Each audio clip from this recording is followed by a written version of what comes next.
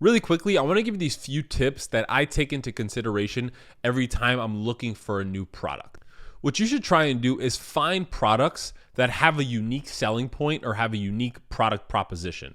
And what I mean by that, trying to sell an ordinary product is pretty hard. So for example, this is a dry erase eraser, right? It's just a normal product, pretty hard to sell.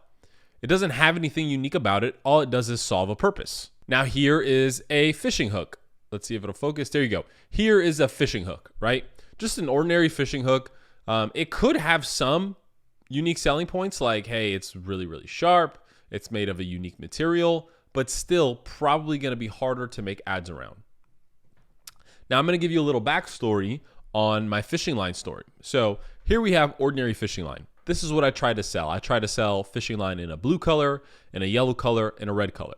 And while I had some success with it, the second time around when I restarted the business, I started selling fishing line and I was doing okay with selling regular fishing line. Now, it's not just regular fishing line, it's braided fishing line. So I went through and really sold the unique propositions of braided fishing line because it's a little bit different than normal fishing line.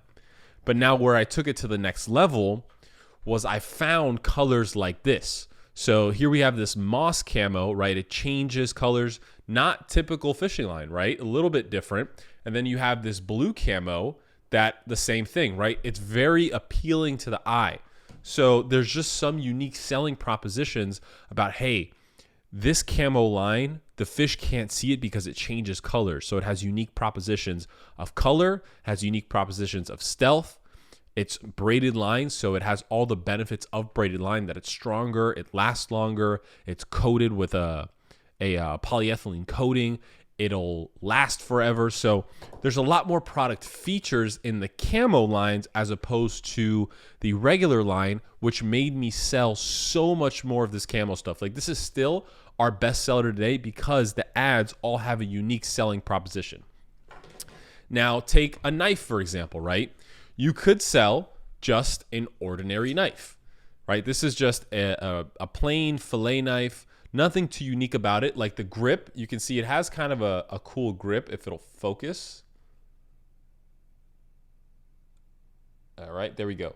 So yeah, you can see it kind of has like this cool grip. So that is a unique selling point, that it's a branded grip. It comes with this little sheath, but at the end of the day, I feel like this is just a plain knife and would be a little bit difficult to sell.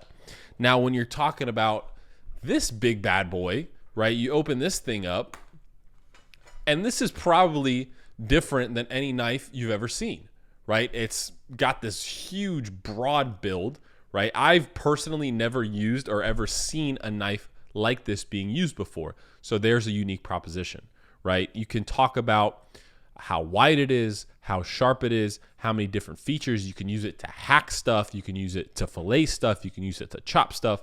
So there's so many more product features about this knife, and so many people have drop shipped this knife and had so much success with it.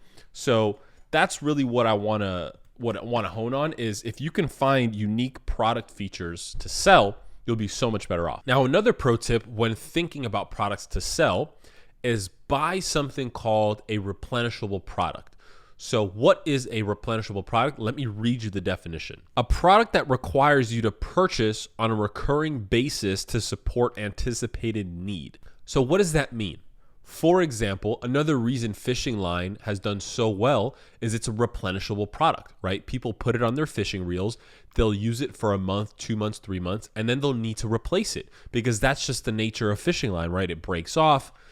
Fish cut through it, you run low when you're tying knots. So eventually you're going to need to buy more fishing line every so often. So fishing line is a replenishable product. Some other examples of replenishable products are beauty products, right? Skin lotions, right? You use the whole bottle, you rub it on your face, you're gonna need another bottle. Chapstick, you use the tube of chapstick in a month, 2 months, 3 months, you're gonna need new chapstick. Candles, right? Candles only last for so long depending how long you burn them.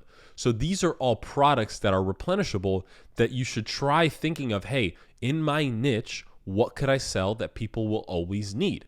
In fishing, people will always need fishing line. There's not going to be a new invention where you can't catch fish without fishing line. People will always need to buy fishing line, and they're buying it on a recurring basis. That's exactly how you generate returning business. In my business right now, we have about an 18 to 20% returning customer rate, and how we get those is through emails, retargeting, remarketing, and these are all stuff I'll go over. But again, it's because it's a replenishable product. It's not like a TV where, for example, you buy a TV and it's on your wall for 10 to 15 years, right?